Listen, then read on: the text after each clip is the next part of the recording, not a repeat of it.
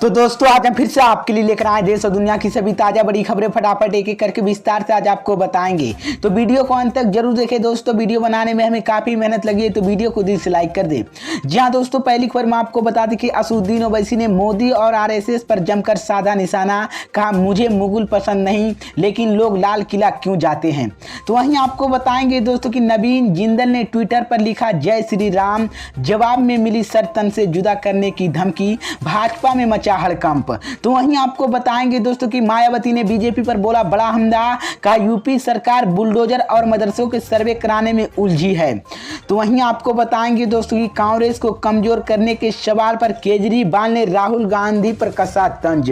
तो दोस्तों सभी खबरों की जानकारी एक एक करके विस्तार से बताने वाले हैं दोस्तों। इससे पहले आपसे एक छोटी सी रिक्वेस्ट करें दोस्तों, अगर आपको भी लगता है कि देश में होने वाले तमाम चुनाव ईवीएम से ना हो करके बैलेट पेपर से होना चाहिए, अगर आप भी मेरे बात का दिल से समर्थन करते हैं तो आप इस वीडियो को लाइक करके चैनल को सब्सक्राइब जरूर कर लीजिए और साथ में बेल आइकन भी प्रेस कर लीजिए और वीडियो को ज्यादा से ज्यादा शेयर कीजिए।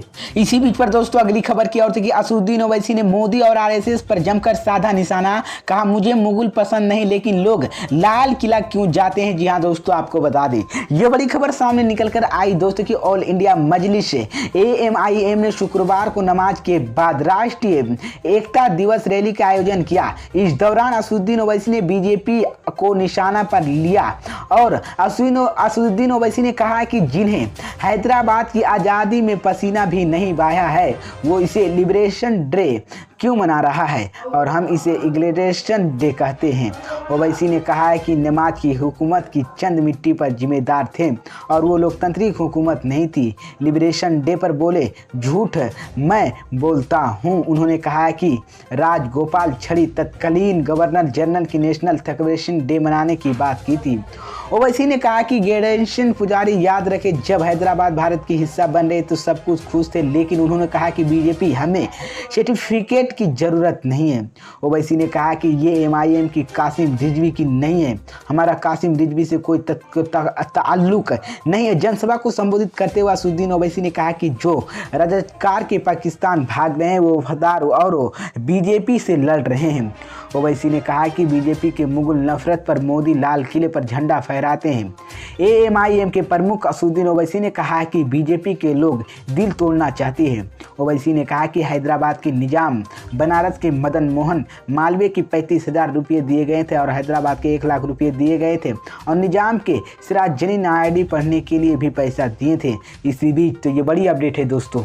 इसी बीच पर दोस्तों अगली खबर की ओर से कि नवीन जिंदल ने ट्विटर पर लिखा जय श्री राम, जवाब में मिली सर तन से करने की धमकी, भाजपा में मचा हड़कंप। जी हाँ दोस्तों, आपको बता दी ये बड़ी खबर सामने निकल कर आई दोस्तों की पैगंबर मोहम्मद साहब को लेकर नुपुर शर्मा की आपत्तिजनक टिप्पणी को समर्थन करने की वजह से बीजेपी से निकाले गए नवीन जिंदल को एक बार फिर से सर तन से जुदा करने की धमकी मिली है, जिसके बाद भाजपा में हड़कंप मच गया है। नवीन जिंदल ने ट्विटर पर जय श्री राम लिखा था, जिसके बाद एक यूजर ने सर तन से जुदा लिखा है।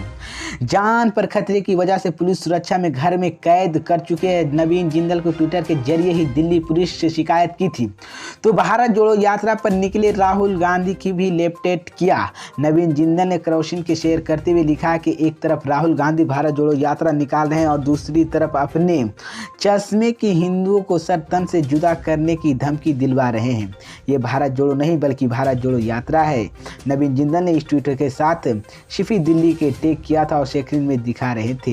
मैं आपको बता दें कि अब द ग्रेट gmail.com IMNUS के 900 ट्विटर हैंडल पर यह धमकी दी गई है। पैगंबर मोहम्मद साहब के खिलाफ की गई आपत्तिजनक टिप्पणी के बाद से नवीन जिंदल को जान से मारने की गिरफ्तार धमकियां मिल रही है और दिल्ली पुलिस ने उन्हें और नुपुर शर्मा को सुरक्षा दी है। दोनों पिछले कई महीनों से भूमिगत पिछले दिनों उन्हें घर के बेहतर तैनात PCR वैन भी तोड़फोड़ की गई थी।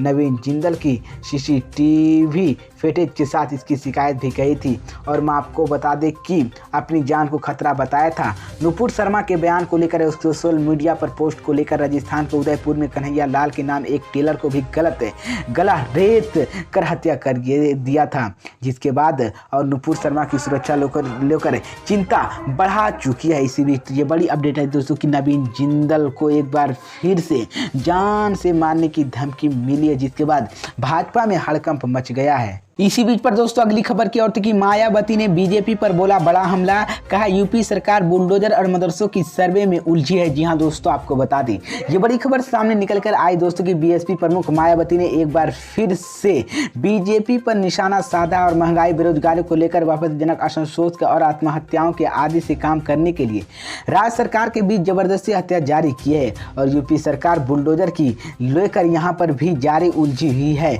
मायावती ने कहा कि बुलडोजर यूपी सरकार सर्वे, मदरसे, मस्जिद और जैसे धमकी, विवाद, जन विवाद, तनाव फैलाने वाले नए गौर जरूरी मुद्दों को लगातार उलझी हुई पड़ी है। लेकिन बीएसपी के प्रमुख मायावती ने सवाल उठाते हुए कहा कि कथित डबल इंजन की बीजेपी सरकार होने का फायदा उत्तर प्रदेश क्यों मिल रही है। मायावती ने आरोप लगाया कि बीजेपी सिर्फ बुलडोजर, मदरसे, सर्वे और धमकियां, जनविवाद फैलाने लगी है।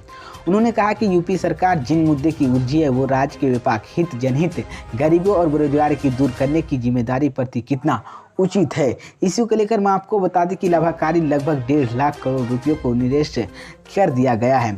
मायावती ने कहा कि ऐसे में कथित डबल इंजन की बीजेपी सरकार होने का लाभ यूपी सरकार क्यों नहीं ले पा रही है, ताकि यूपी आपस पिछड़ेपन, गरीबी और उच्च कारण मजबूरी पलायन होने के अभ्यास की जाए।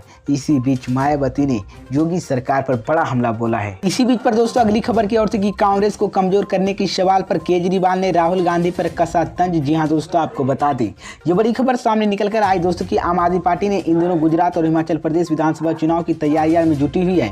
दोनों ही राज्यों में कांग्रेस, भारतीय जनता पार्टी भाजपा की सत्ता छीनना चाहती है। ऐसे में आपकी एंट्री के बाद विपक्ष की वोट बंटवारे की जा रही है, लेकिन बंटवारे के बाद भाजपा के फायदा और कांग्रेस की नुकसान पहुंच रही है। इसी को लेकर मैं आपको बता दूं वहीं पर आप कांग्रेस को नुकसान पहुंच रही है। दिल्ली के सीएम और आम आदमी पार्टी के संयोजक अरविंद केजरीवाल ने इस सवाल पर जवाब दिया है। उन्होंने इसे खारिज करते हुए कांग्रेस के पूर्व अध्यक्ष राहुल गांधी पर तंज कसा है। केजरीवाल ने 2024 को लेकर विपक्षी एकता को लेकर हो रहे प्रयास पर जवाब भी दिया है। एक सवाल के जवाब में अन्ना भी नाम लिया गया है। एक टीवी चैनल के इंटरव्यू में केजरीवाल ने सवाल किया गया कि कांग्रेस की कह रही है कि आप भाजपा से लड़ने की दावा करती है, लेकिन वस्तुतः की कांग्रेस को नुकसान पहुंच रही है। गुजरात में भी कांग्रेस को कमजोर करके भाजपा को नुकसान पहुंचा रहे हैं। केजरीवाल ने इसके जवाब के हंसते हुए कहा कि एक चीज़ बताओ, कांग्रेस को कमजोर करने के लिए मेरी ज़रूरत है क्या? राहुल गांधी पर्याप्त नहीं है? भारत जोड़ो यात्रा को लेकर सवाल पर केजरीवाल ने कहा कि करे अच्छा है और करना चाहिए, सब कुछ न कुछ करना चाहिए। वो लोग शुभकामनाएं हैं। नीतीश कुमार और ममता बनर्जी विपक्षा को एकता को लेकर कोशिश किए गए सवाल पर भी केजरीवाल ने कहा कि इस देश के नेताओं को इटका करने की देश के नंबर 1 ही बनेगा। 130 करोड़ लोग के अलियाशय की देश के नंबर 1 बनेगा। मैं किसी के खिलाफ नहीं हूँ, लेकिन यह जोड़ तोड़ की राजनीति आलस मुझे समझ नहीं आते हैं। इसी को लेकर मैं आपको बता दें कि आम आदमी पार्टी ने अकेले ही लड़ना चाहती है। इसके जवाब में अरविंद केजरीवाल ने कहा कि 130 करोड़ के लोग जिस दिन खड़े हो गए, एक बार फिर अन्ना आंदोलन में खड़े हो जाएंगे। इस वक्त सरकार दिलाई गई 130 करोड़ के लोगों की ईट का सारी सरकारी काम करना पड़ जाएगा। इसी बीच तो ये बड़ी अपडेट